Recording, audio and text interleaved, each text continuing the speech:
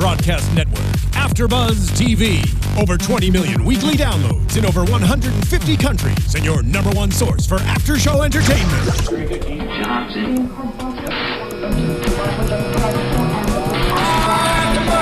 AFTERBUZZ TV, the destination for TV superfans, producing after-shows for over 300 of your favorite TV shows, interviewing celebrities and showrunners, and bringing you behind-the-scenes exclusives. All thanks to E! Entertainment's Maria Menounos, producer Kevin Undergaro, and internet leader Akamai. Now, let the buzz begin! Hey there, Sword Art Online fans! Welcome to another edition of the SAO2 Recap Show. Today we're going to talk about episode 19, Zekken, and episode 20, Sleeping Nights. How are you guys doing tonight? Doing okay. Doing okay. Swell. That's good to hear. Joining me on the panel tonight, Tauri Miller. Ichiban da yo. Katie Cullen. Hi, everybody. We've got Stephen Lemieux on the ones and twos. Yep. And unfortunately, Liz Grishmaui can't be here today, but I'm your host, Megan Salinas. We will carry on. And guys, all in all, what did you think of these two? They were interesting. It's not a bad sort of, oh, well, that was interesting. Okay, it's more of an, I'm intrigued. Places chin on fist and leans in intriguingly. I'm narrating myself like you do now. Yes. I caught the Tauris. As you should. Oh no, it's contagious. We call Do it you have it already? No. But Tari, what was your first thought?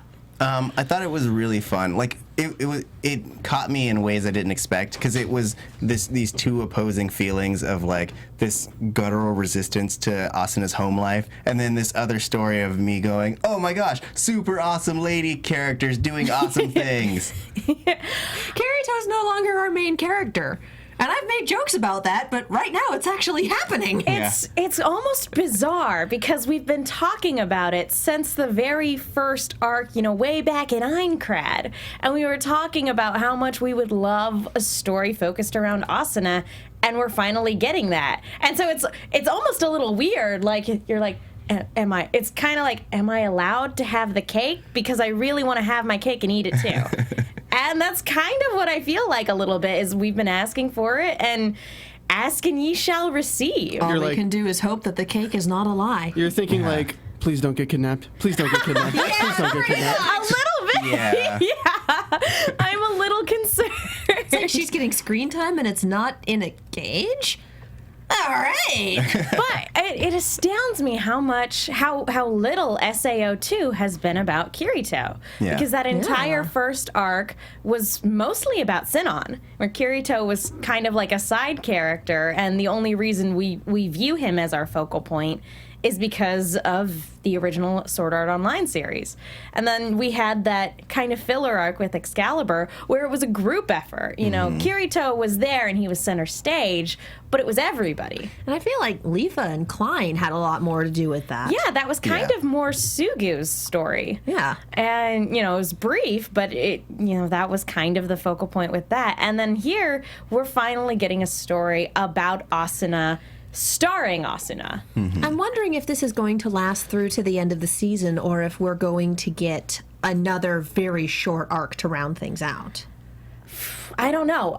From what I've heard, and I know nothing about this particular arc, from what I've heard, this arc is mainly about Asuna. I don't know how long the arc is, though. Right. So, I don't know if anyone does at this point. No, unless I guess they were in production. Wikipedia only has the next episode listed. It doesn't have a scheduling date for any of the other ones yet. But hey, as of today, we're caught up. Yeah! That is the other thing. Those of you who have the light novels, don't even start. Don't even start. Moving forward after this week, guys, we'll be covering one episode at a time as they come out. So we're finally done playing catch-up. That's kind of fun. Super exciting. Well, let's go ahead and get started. But before we talk about what happened in the episode, I wanted to talk really quick about your guys' initial reaction to the changed opening. Because not only did it change right when we got the Excalibur arc, which makes sense, at the very beginning of this arc, it changed again to feature new characters, and then starting with this one, it changed yet again as we get more information about the story. It was, who the hell are these people? That's really all I like, okay, this looks a lot like female Kirito kicking around here, and obviously they're the main character of their... Asuna's supposed to be the main character of this arc. Why isn't she featured more heavily in the opening theme? So I was just kind of... All right. Sorry. I thought, like, I love when anime does that. Like, I like that they can just adapt their openings to go along with what's going on. Like, there was another one that I was watching that every episode a new character would be featured. And so it takes What was that? It was Gunsword. Huh. Yeah. Some title. Yeah. Well, it's funny because it follows a guy with a gun sword, and then another guy with a sword You mean gun. Final Fantasy VIII? It's also a gun, Katie. But Everything's also a gun. it is. Oh, that's a yeah. It's a Ruby reference. Anyway, continue. But I like when shows go that extra mile to go, all right, we're going to show you that we're putting a little more effort into this, and we're going to let you experience something new every time that you come in here. And I kind of like that because, you know, a little bit of the complaints that we had last season was we felt like the opening had given away too much. But then at the beginning of SAO2, they changed the opening when it got revealed that Laughing Coffin was involved. They changed the opening ever so slightly to be like, okay, here's that thing that, you know, the bomb we dropped last episode. Now it's a part of the opening. Mm-hmm. But it still had the put two and two together. Oh, this guy. Oh, now it's the murderer. I wonder if they're related. Yeah, no. It was Seriously, I'm just being you today. Yeah. She's channeling Tauri. But Channeling him, and he's right here. I really liked this opening because, you know, it was really cool to see something really different, and I wasn't expecting it. I was kind of like with you with, who the hell are you? but it was still really fun. What are you doing in my opening? I almost would have preferred if they had waited one more episode after Yuki's reveal to change up the opening, but you know what? I'm not complaining. It was cool. Yeah. Anyways, Yeah, I'm with you on that one. so let's go ahead and talk about these episodes, because episode 19 starts off with Asuna, you know, the homework party's wrapped up, and she's logging off. And we see that after she logs off, she's very resigned, you know, gets ready and makes her way downstairs to have dinner with her mother, which is just with her mother. You know, her brother's out, and her dad is nowhere to be seen. Her dad's retired. He's probably in the Bahamas playing golf. Just like, I am so done with everything involved with this. Goodbye, everyone. Sir, no longer appearing in this anime. I guess, but Can you blame him? I'm conflicted on this. I thought it was a really good, well done scene, but all in all, it's, you know, they obviously set up Asuna's mom to be the antagonist and to seem unreasonable. So, but at the same time, her daughter was in a death game for 2 years, and, you know, when you're in a very competitive culture, it's like you want your kid to succeed and you want your kid to do the best that they can and to go far in life. And that's true of parents here too. And also there's kind of a little case of parents living vicariously through their children with the success that their children has. Yeah. So all in all, the big question is with Asuna's mom, is this understandable or is it unreasonable? And they play it up very much like it's unreasonable because it's, you know, Asuna's our point of view. Right. Well, I go ahead. no. I feel like it becomes unreasonable when it gets to, no, you can't do that anymore. No, you can't see your friends anymore. No, you don't ever get homework done when you're with your friends. You need to do it on your own. No, you don't. Basically, I don't trust anything you do. I am going to take full control of your life and shut off everything that makes you happy to still be around. That's when it gets unreasonable. And the excuse is, I want you to be happy. It's like, if you wanted her to be happy, you wouldn't be yelling at her for doing her homework with her friends. Yeah. No. Tari? I was basically in the same vein in that, like, what she's doing isn't necessarily unreasonable. It's the way that she's doing it that is the issue. Like, I mean, it's like, as you were saying, like, you know, every parent wants the best for their kid. And so, like, I could see where her mom is coming from in that she doesn't want her, as we find out, she doesn't want her daughter to end up the way that she was, or she doesn't want her Asuna to end up like a poor woman with nothing.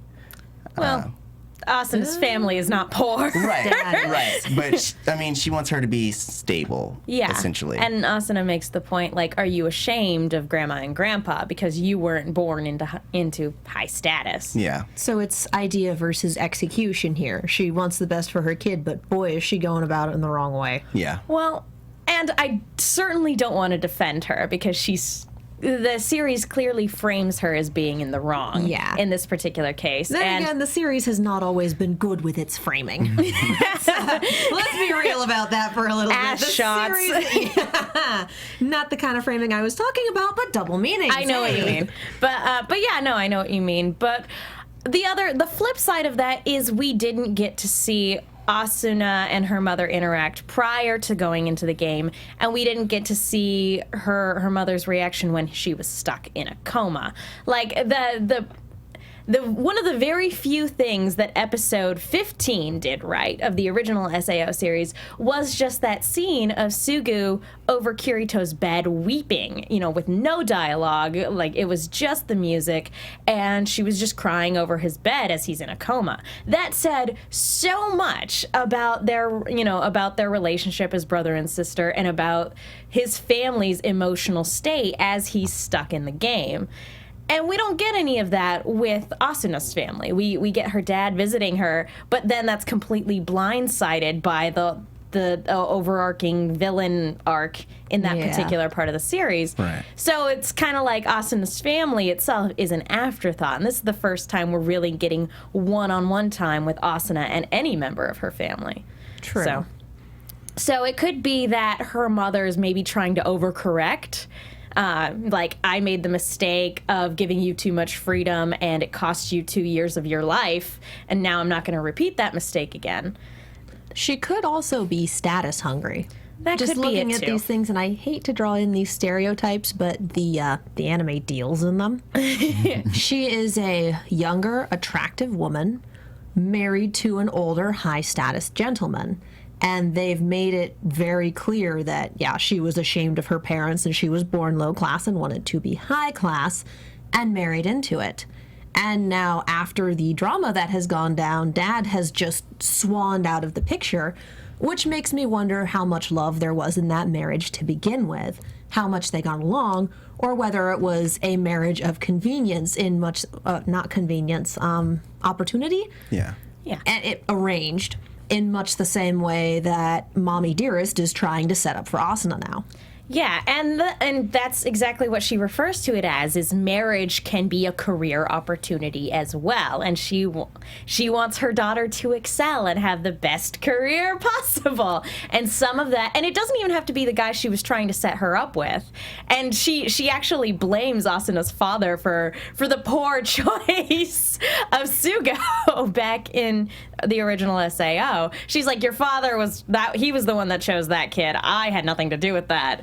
I'm trying to set you up with nice boys now. But even she goes, it doesn't have to be that guy. It just has to be somebody we deem good enough. Yeah. And by the that's way, not Kirito. We Googled your boyfriend, and he's not good enough. Like, he's a genius software engineer. He's a government contractor. He's gonna be more than, given a couple years, give him time to get through if he does do college. This guy's already doing a lot for technology. He's already smart. I don't know if savant is the term, but he knows his way around it. Yeah. But I mean, he's tech savvy. Thank you. On the bleeding edge of that. Like, at first glance, he's just some punk kid who she played a game with. Yeah. I mean, and from the mom standpoint, she's like, well, everything that you're doing, like, the school is subpar. You're just trying to hang out with your friends. It's like, you should be advancing as a human being with normal people. And there were murderers in that game, and her daughter is now, grouped in with this group of people who, in probably her mother's opinion, are probably clinically psychotic. As we saw in the previous arc, there are indeed a few nut jobs. Yeah. Well, I think it shows just how completely dissociated her mother is from Asuna's life and her personality and her wants, because she makes this comment about, those degenerates who were running around in the game for 2 years killing people, and Asuna makes the very good point that, I was one of them. I have a body count, Mom. But doesn't want to see that about her daughter because her daughter has opportunities and has status and is going gifted and is places. intelligent. Yeah. She sees her as a bulleted list of points to be sold and not a person. Right. And that's a huge problem. Yeah. And it is very frustrating and kind of heartbreaking because everybody, you know, to an extent has to deal with expectations from their parents in the same way our parents had expectations from their parents and so on and so forth. Yeah, but my mom still thinks I'm a person. So, you know, that's pretty nice. Yeah, I don't think any of us... is well aware of the fact that I am a human being with my own wants and desires. And she treats me as such. And we have a great relationship. Yeah, I don't think any of us have any kind of anything like this. No. God, if my mom and I do dinner alone, it's going to be like, okay, a bottle of wine, and are we ordering pizza or are we going to cook something nice? Let's do something fun. I don't see Asuna and her we'll mom watch a doing movie. that right now. No. It's just awkward and dim lighting. I thought it was like 11 p.m. Because it was, oh, thank you for working so late. Oh, well, you know, it's my job. And it's just the two of them, and it's dark, and just candles and fish fillets. It's like, are we sure they're not eating at like 10:30 or 11 o'clock? Because, wow. They need a little bit more natural light in there. Yeah. But light in general. You have electricity. Use it. Let's get some sconce in this bee. But, you know, moving on from that point. Get some sconce in this bee. I don't know what that means, but I'm moving on because I don't understand. Pretty sweet. Yeah, bro. Get some sconce in this bee. Or, you know, they're rich. Why not have like a chandelier that lights up the room? I'd be all for that. Yeah. People will swing from it. Exactly. Or try to drop it on tables and She does have such. a brother. The brother was mentioned, but he is somewhere late and would not be home for dinner. So we do have this other sibling who exists, but they're not not appearing in this story, I suppose. Asuna has Not an older important? brother who probably has not met Kirito. That would be a fun talk. Actually, I think the brother might like Kirito. If he thinks like Asuna, not like Mom. If he thinks like Mom, someone's walking out of that with a knife wound. Can't say who. Yeah, hard to say. But when this scene is done, again, it kind of set the tone for this episode and just kind of the contrast between what's going on in the real world and what's going on in the game world. Because what's going on in the real world it's such a drag and it's so heartbreaking. Reality sucks. Yeah, and then what's going on in the game is like, ooh, fun times, adventure, and friendship, and all that other jazz. And so when Asuna logs back into the game the next day because she's getting ready to go fight Zekken, she and Kirito have this quick talk. And Kirito, she wants to know basically what it was Kirito said to Zekken during this fight. And he said, I don't remember the exact quote, but he basically established that Zekken was some sort of permanent resident of the game. Yeah. And she's like, do you mean he's just like a hardcore gamer? And he's like, not exactly. You'll know it when you see it. Like, I'm not going to spell it out because it's, as we find out later, it's a secret. Right. And he's like, but you'll figure it out. Like, he has faith in her to be able to put two and two together. He's a savant. Yeah. He's also our protagonist. And, Take a drink. And that's actually why he wasn't allowed to be a part of this. He was too smart for his own good. He's like, oh, you found out the secret, now you can't be a part of this adventure. You go sit off screen until we need you. Think about what you've done. You guys really are on the same wavelength today. It was kind of funny. But they do go, and a match with Zekken is wrapping up. We have a guy falling from the tree, and he surrenders.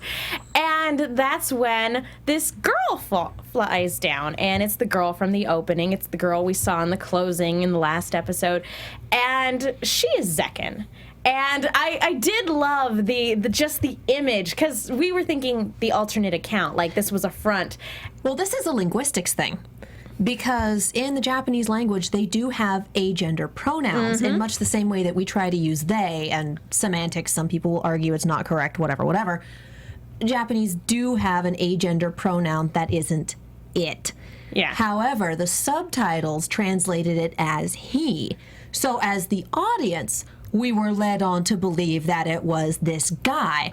Asuna just heard the agender pronoun and immediately thought male. And it is funny because they didn't say that it was a man. It was just obviously the subtitles Yeah, and it would everything have like been that. the agender pronoun. But yeah, just this picture of this giant hulking knight just immediately evaporates as this cute little girl Armor comes crumbles. skimming down. And she's just like, I thought you said Zekken was a guy. I never said anything of the sort. pretty much. Dang it, Liz.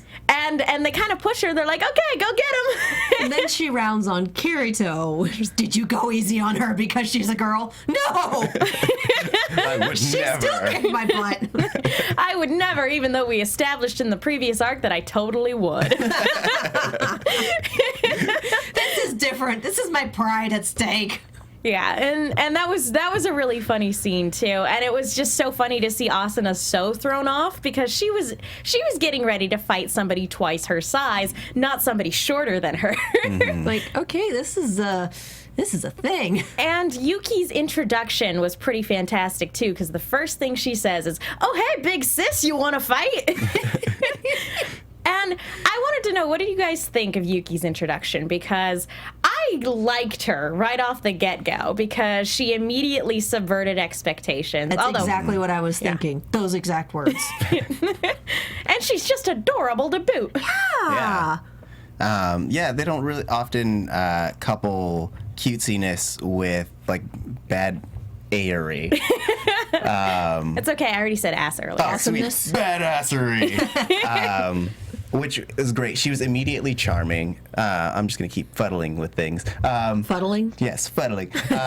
She was immediately charming, and she was really, like, you wanted to follow her. But it wasn't overbearing in that I am the cute, adorable one of the series, and by God, you're going to love me. At which point we tend to hate those people. Yeah, no, she Yeah. wasn't super kawaii or however it's like, pronounced. Kawaii. That was it. Sis, you want to fight? Everyone loves me. And all the guys just fawning over her and hearts everywhere. No. And the little none of anime that. bubbles that they have everywhere. They think that she's wonderful because she is, as we've said, a giant badass. And that's great.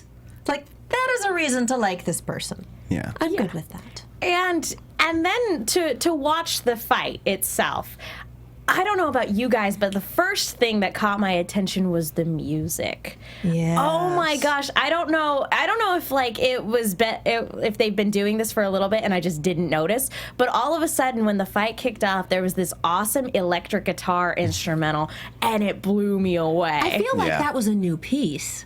it was That really is cool. something I would have recognized before. Yeah, I think so. And the commenters are going to be like, actually, it was played here, here, here, and here, and you were just not paying attention. Well, that happens. We don't mention the music very often, but when we do, it's usually because there's a certain piece that really stands out. And this Yeah. was one of those that really stood out that makes me really want to go and buy the soundtrack. Well, it's the same people that did the music for Dot Hack. Exactly. They're very good at I'm stuck in a game, oh God, music.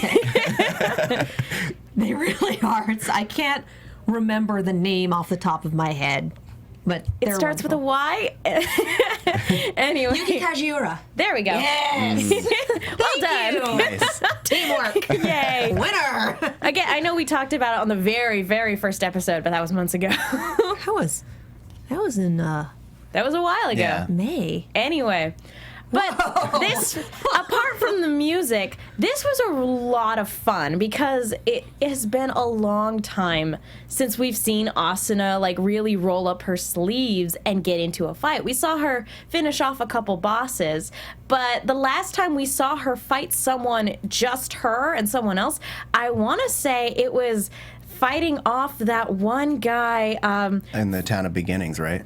No, it was, well, yeah, Town of Beginnings. I was thinking the guy from Laughing Coffin. But no, you're absolutely right. The last time we saw her take on a group of people was in the Town of Beginnings for that one where they went under the Town of Beginnings. Right. Oh my gosh. Yeah, It's been a long time. been so long.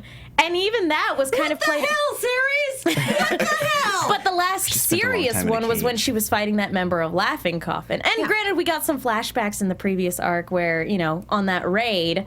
But again, that was a team effort. Yeah. We haven't had anything with just Asuna in a long time. And so it was great. And not only was it great to see her kind of have fun with it, but that moment where she switches from going, I couldn't live with myself as a swordswoman if I were to give up after getting hit just once. And just to see that switch where she gets super serious. Oh, yeah. And to see Yuki recognize that and go, oh, okay, I need to not mess around either. Mommy's back. This fight is also tied up in her identity and what she's created for herself, because obviously who she is in the game, she has a lot more agency than she does in real life because Mom isn't running her every move in the game. Mm-hmm. And so she's tied up a lot of who she is and who she wants to be as Asuna, the Lightning Flash, second in command of the Knights of the Blood Oath from Sword Art Online, because that was who she was every day for 2 years. And I brought this up last episode, but I think she was a lot happier doing that than she was in real life. She wanted to be back in real life. She understood that the game was not real, that she still had a physical body out there floating around that needed some loving. Wow, that came out. It was supposed to be TLC, but whoa, self. Yeah. And then we got our. I'm not going to touch that one. I'm not going to touch that one. I just completely undermined my point. Anyway. Point being, it's nice to see her kind of turn that corner in this fight and go, no, I can still be that person. I am going to still be that person. Yeah, the person I want to be. Especially because right after that conversation with her mom, she was like, that person, then who was the second in command, she's disappeared. She's gone. And so to see her, turn that back around and go, no, I'm not going to let this beat me. It was very gratifying. Yeah. And so as they fight, it gets to the point where Yuki has to use the 11-hit combo in order to defeat Asuna, and that is something that the person hasn't used yet. Like, that is a first. And she doesn't go through with it, but even before she does, Asuna's like, you know what? I gave it my all, and if she has to resort to this to beat me, I have no regrets. Yeah. Yeah. And that's when Yuki stops and goes, do you want to keep going? I mean, I got what I needed. I choose you. Let's go talk. Yeah. Up there somewhere. Whoosh! And just kind of flies off with Asuna. Yeah, that was kind of funny. And everyone on the ground is like, what? I had money riding on this. What do you mean there's no resolution? What just happened? I'm surprised that no one tried to follow her. Yeah, I mean, you would Do have... you think Kirito would be like, shoot? The thing about it is that Asuna, even though surprised, wasn't fighting back and wasn't saying, hey, I'm not going anywhere. If she did, then of course her friends would have jumped up to it. But because She wasn't actually getting kidnapped. Yeah. Exactly. Thank goodness. And I get the, Oh, go ahead. sorry, I was going to say, I get the feeling that Kirito knows what's up. Yeah, Could be, he, yeah. he knows this secret that the rest of us aren't in on yet. So he's probably like, yeah, that's happening right now, and I'm going to go wait off screen until it's done. My part in this episode is over. But before the episode ends, they do stop, and Yuki turns to Asuna and she's like, will you help me? Like, I've been searching for somebody. I need your help. Will you help me? Please agree to this without having any context or terms. Pretty much. And that's how episode 19 ends. And all in all, I liked it. I thought it was fun. I thought it had a lot of good build-up. Quit hitting the microphone. Sorry, I have giant hands. But anyway. One of those episodes. One of those days. Very loopy. Anyway, before we move on to talk about episode 20, I want to talk to you guys really quickly about iTunes. Folks, thank you so much for everybody who goes to iTunes to rate and comment. It really means the world to us when you leave a comment and let us know what you think of the show. It's the best way to let our bosses know that you like the Sword Art Online After Show podcast and that we are giving you the best podcast that we possibly can. And if we're not, we want to hear what we're doing wrong and how we can improve. the people at AFTERBUZZ Be nice about it. Please be nice about it. We love you guys, but not if you yell at us. Yeah. But the people who work behind the scenes at AFTERBUZZ put on over 80 hours of content every week, which means they work 90 hours a week to give you all this content for free. So we really appreciate it. It doesn't take very long. It takes like 30 seconds if you're already logged into iTunes. It really means the world. And we also love hearing from you guys on YouTube, too. That is always one of the highlights of my day when I go and I see the Sword Art Online comments, because you guys are some of the nicest commenters out there. I We really always like appreciate Baron it. of Hell's comments. He's always got fun stuff to say. Yeah. Yeah, he's really nice. I assume he. He or she. They. But, You! We like you! Oh my. but honestly, a lot of you guys for the Sword Art Online, like, you guys are the best. It really does warm our hearts. So Yes. Yeah. thank you very much for your continued support. Okay, guys, episode 20, The Sleeping Knights. All in all, whoa. Did anybody... Awful guild name. Did anybody... I don't think it's going to go this route, Yes. obviously, because it's not a life or death game anymore. But did anybody take a look at them and go, you look like the moonlit black cat? Yes. Immediately. Let's see. None of you really have personalities. We got the quiet one, the dumb one, and the big one. You're all gonna die. Yeah, seriously. But it's not gonna be permanent, so who cares? And Yuki is Kirito. And it's just like, Dumb guild names. although, Sleeping night. What are you gonna? Are you narcoleptic? Do you sleepwalk? It's like the sleeping dragon. They all have potential inside. Yeah. That's really poetic, but I'd rather make fun of them. well, be careful. Like, if this does go the way of the moonlit black cats, you might be eating those words. But it's not a death game. If it goes Yet. the way of the moonlit black cats, we are going to have some serious laughing, coughing, death gun stuff up in here. I will always It's a say little it like early that. to call it. Yeah. I got 6 episodes left in the series. It's a little late to introduce stuff like that going down in this arc.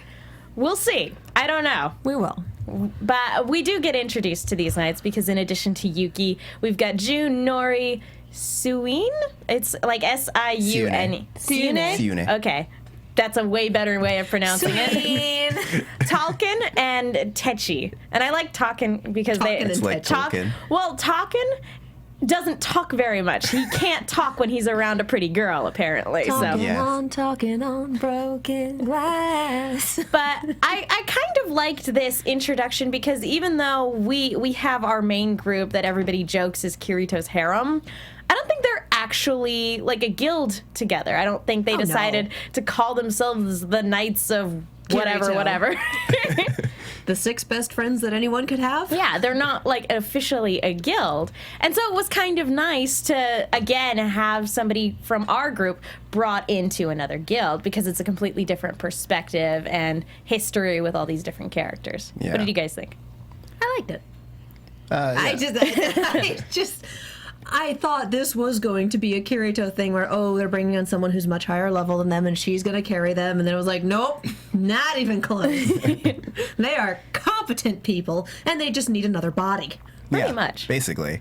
I mean, and I assume, and especially having Asuna, who has gone through Ironcrad to the beyond that point, she'll know some of the details, not all of them, basically since they've made changes, but she'll have a little more strategic input in that regard. I was expecting the boss that showed up to be the Grim Eyes. I would've was been both great. disappointed and not that it because wasn't. we're very close to that point because I think the Gleam Eyes was 28 That's right. and we're at 27. No, it's the same thing. It's got the same setup, and that's why she was having flashbacks to it.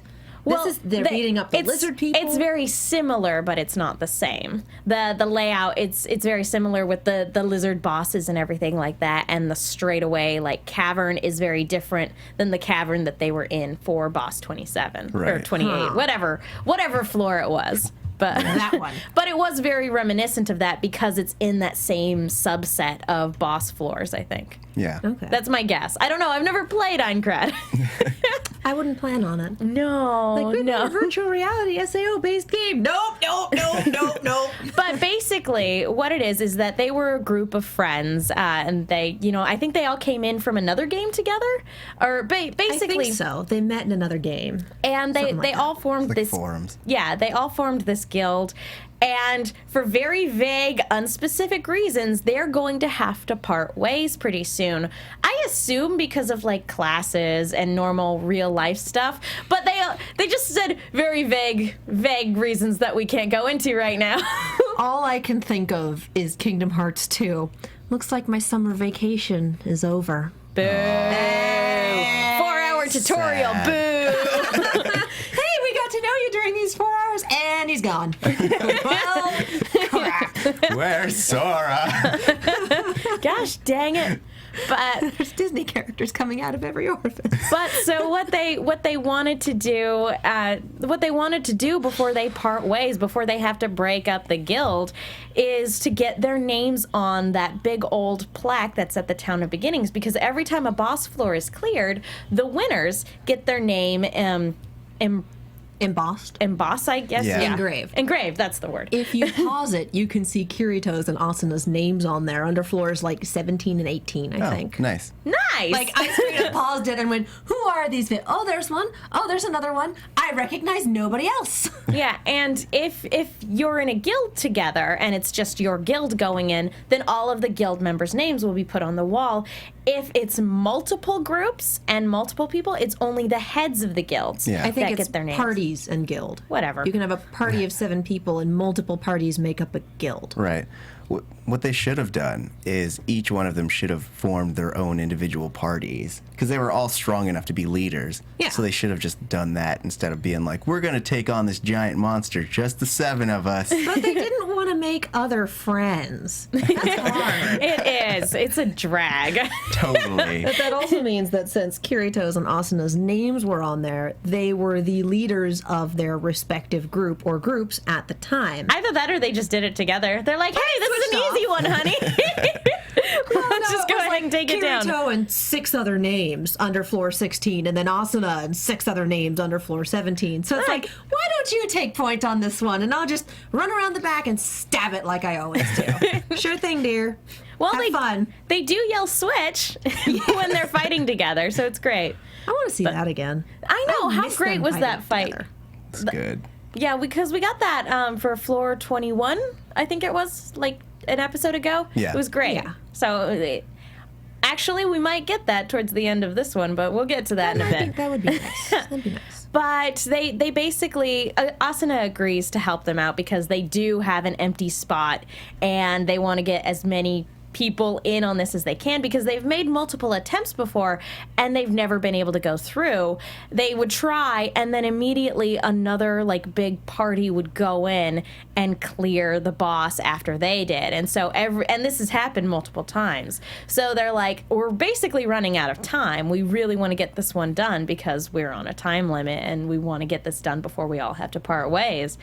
And so she agrees to help them. She's like, I'm honored because we had Yuki going out there and essentially like recruiting and screening simultaneously. If we could find someone who was stronger than her, and she's the strongest person in this crew, then, we figured it would be good. Yeah. Yeah, exactly. And that is when Asuna straight up asks Yuki, hey, did you fought a Spriggan dressed in black, right? Why didn't you go with that guy? He figured out my secret. With a little smile and everything. Well, like, he if was- this were a different anime, it would be, he figured out my secret. He's not allowed to live. He's dead now. But that being said, that kind of gets glanced over because we have this, friendship story going on. But I mean, I guess we can get into it. Do you guys want to talk about that now, or do you guys want to wait till the end of the show to get to predictions as to what we think her secret is? Oh, let's wait. Okay. Yeah, we can wait. Yeah, all right. We'll glance over it too. So they all part ways for the night, but Asuna's unexpectedly gets disconnected. She doesn't get to log out. She gets straight up disconnected. That creeped me out so much. Probably because I was watching this Home Alone in the middle of the night, which I've been watching too much horror lately, and so this immediate disconnect and then it starts fading to white. I'm like, okay. Is this what people in SAO saw before their brains were fried if people tried to unplug them? No, they saw a pretty sunset. Yeah. No, I mean like the ones who died. Oh, those guys. Yeah, I have no idea. Those poor idiots. Those guys. Disconnect. And then like just this red skull. You are dead. You are dead. Sad. But it wasn't anything nefarious. It was her mom, because Asuna was late for dinner. And that's when we have kind of this confrontation, but instead of, throwing a tantrum or really confronting her mother about it, she just apologizes and she's like, it won't happen, next time I'll be more careful. And her mom straight up says, there won't be a next time. This is never happening again. And if it does, she's confiscating the device, which this is Asuna's way of seeing most of the people in her life that she cares about. So that is not an idle threat. Yeah. On one hand, okay, she's supposed to do the thing. She hasn't done the thing. The reason is video games. This is a usual parenting tactic. I can give her that. She was a minute late to dinner. That's a little, that's interesting. Yeah, because I mean, we've all had that point where, like, our parents turn off the TV and we're like, come to dinner. Or take like the laptop. Yeah. That happened to me more than once. My parents never did that. But, we've all had parents go, like, hey, shut it off. We got to go. Yeah. But, yeah, this was very mean-spirited. Yeah. Kind of spiteful. Yeah. Well, I was imagining she was still bitter from Asuna's snide remark, I guess the other day or yesterday. Mm-hmm. Yesterday. Yeah. I mean, and beyond that, and I guess she goes into it a little bit in that, she has so much disdain for the nerve gear and, everything that it represents, because it was 2 years of torment for her. And this is the one thing that I will relate to for that mom is, how could you go back in? You were stuck there for 2 years of your life in a death game. Why do you want to go back in? That's something I've been saying from the get-go. Why would you do the thing? But it's a conceit of the story. It's a conceit of the world. We'll roll with it. And again, Asuna had more agency, more freedom in that world, and was her own person as opposed to real life. So of course she's going to go back to where she can be who she wants to be. Yeah. And to be fair, her mom doesn't understand because she's never been in that world, conceivably. Yeah. Obviously, she knows probably a little bit about the technology side of it just from a business aspect, but she's never experienced that world. To her, this is just the thing that puts her daughter in a coma, and that her daughter willingly undergoes this anytime she hops into that world. Mm-hmm. So, it's one thing for parents to be like, that kid is staring at the screen, it's turning them into a vegetable as they play video games. It is a little different when your child is literally incapacitated as they play. There's a little bit of a difference. Right. So I don't want to defend her too much, but at the same time, you can understand to an extent. But they did bring up that if her mom had jostled her or tapped her or talked into her ear or something, that it would have brought up a notification on her visor that she would have seen, oh, someone's trying to get your attention. There's something going on in real life. Yeah, exactly. And her mom was like, last time you did that, it took you 5 minutes. I had to say goodbyes, and I had to, it's the equivalent of, can I at least find a save point? I can't save in the middle of a Pokemon battle, Mom. Let me finish this. Please. Been there, done that. Been there, done that. But it's not like you can leave the game paused while you go eat dinner. Yeah. It's not that kind of game. Again, I can see both sides of it, but at the same time, because we understand Asuna's situation better, we're more on her side, because it's like, no, that is really unreasonable. Yeah. And again, there's that whole vicarious thing and the domineering stereotypical mother or whatever. Well, and Mom doesn't understand and doesn't seem to want to understand, and that's really the kicker. Because you can eventually tell your parent, no, really, I really do need to find a place to save. It'll take me 2 minutes and then I'll be up. And then you come up in 2 minutes. Well, it only took you 2 minutes. I just had to find a save point. And eventually, I need to find a save point is, okay, see you in 5 minutes. For this mom, it's, I need to find a save point. No, you're done. Right. Every single time. Yeah, pretty much. Not caring. Well, and again, because it's her mom views it as fooling around, not as something that's socially healthy for her daughter. Mm-hmm. So and she was doing her homework. Homework is something you do on your own. You can't do it with other people. When was the last time you were in school, Mom? Seriously. But again, it's one of those things, and it's heartbreaking to watch because we see how this is affecting Asuna. Again, very well done without any dialogue, just the way she kind of storms out of the room and everything like that. I really enjoyed that because it was just a very quiet scene where it's just her staring at her phone, thinking about calling Kirito, but decides against it. Yeah. So, well done, series. Well done. And I love that her top 3 calls were Kirito, Liz, Mom. Those were her most recent. Yeah. Mm-hmm. Yeah, pretty much.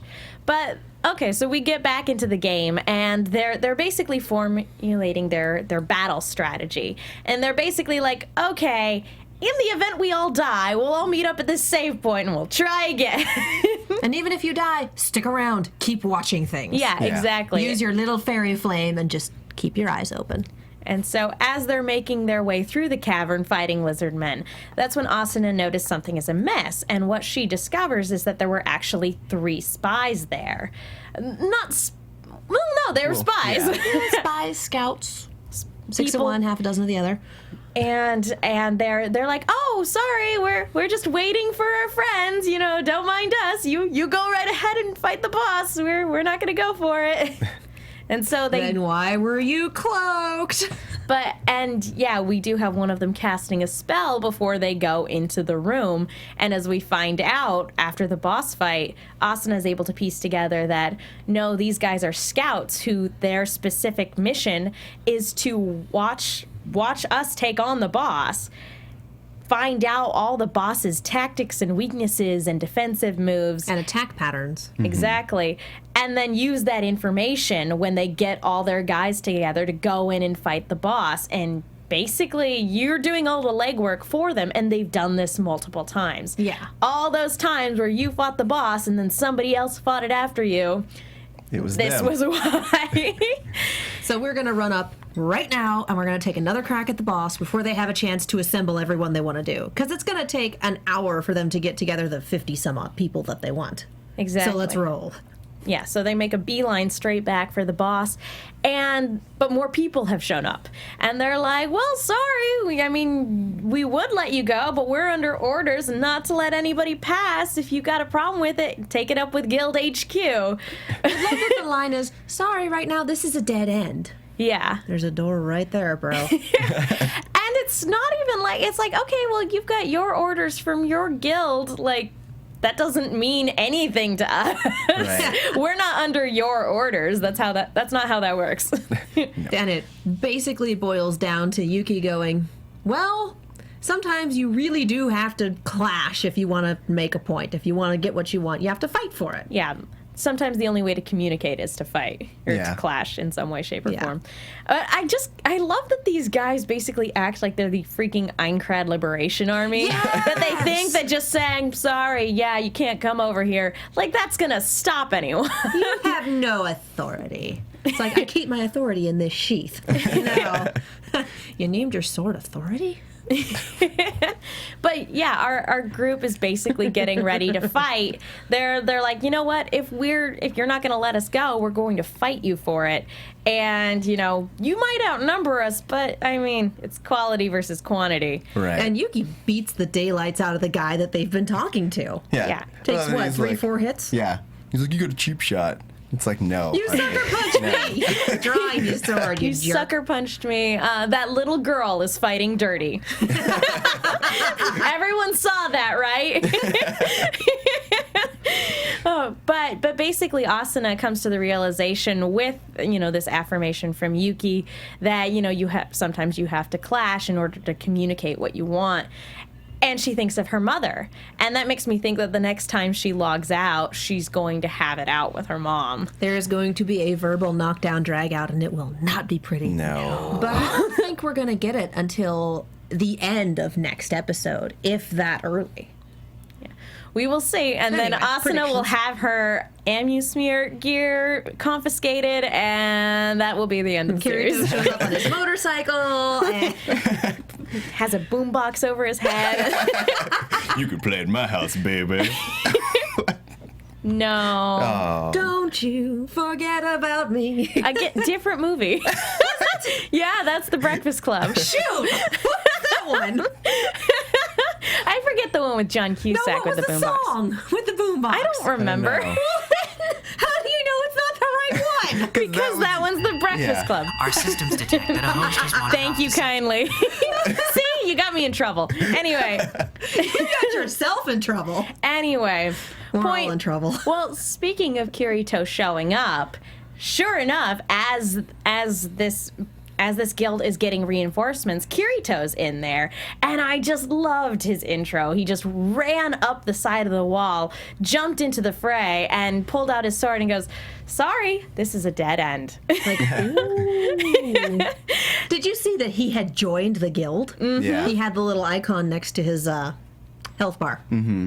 Yep. So whether Stealth. yeah, Stealth, Kirito style. it's Kirito Wear to the black and rescue. pretend to be subtle. I don't know if Asuna had been communicating with him to be like, "Hey, I'm just giving you a heads up on like everything going on," because she had messaged a few of her friends. She was like, "Oh, I'll message you when I get back, when I get done with all of this."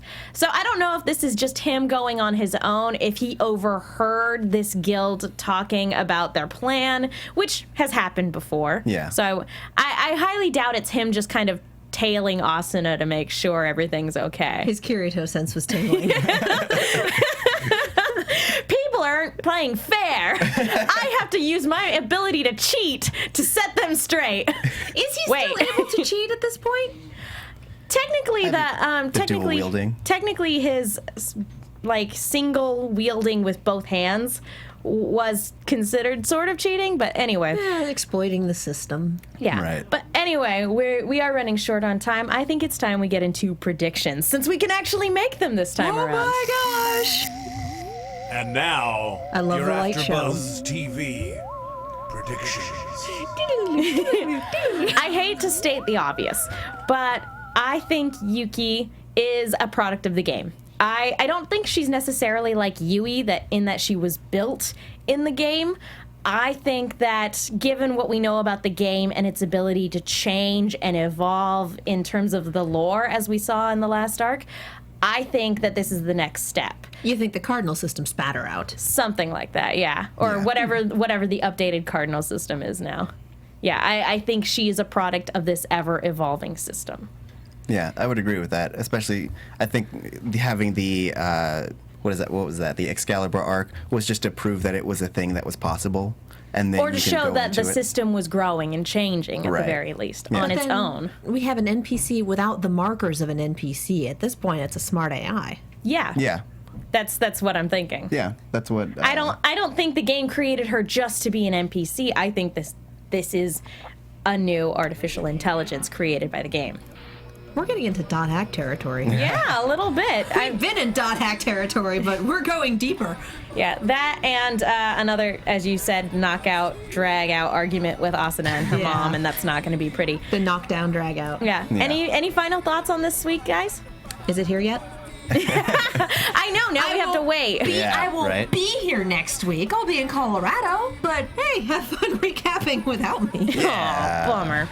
Well, anyway, Tauri, any final thoughts? Good episodes. Looking forward to the next one. I hear that. Yeah. Tauri Miller, where can the people find you? You can find me on Twitter at TauriJ. That's TauriJay. I'm Katie Cullen. You can find me on Twitter and Tumblr at Kiaxet. That's Kiaxet. I am also on Z Nation, Star Wars Rebels, and Arrow, the latter two of which are taking a break this week. Steven, if he's still there. Yep. And you can follow Liz at Lizzie Maui on Twitter, and you can follow me on Twitter at The Menguin. That's TheMenguin. Folks, thank you so much again. You are finished. You can follow Stephen Lemieux at Yup. Anyway, thank you guys so much for tuning in. We will see you guys next time. From executive producers Maria Menounos, Kevin Undergaro, Phil Svitek, and the entire AfterBuzz TV staff, we would like to thank you for listening to the AfterBuzz TV network. To watch or listen to other after shows and post comments or questions, be sure to visit AfterBuzzTV.com. I'm Sir Richard Wentworth, and this has been a presentation of AfterBuzz TV. Buzz you later. The views expressed herein are those of the hosts only and do not necessarily reflect the views of AfterBuzz TV or its owners or principals.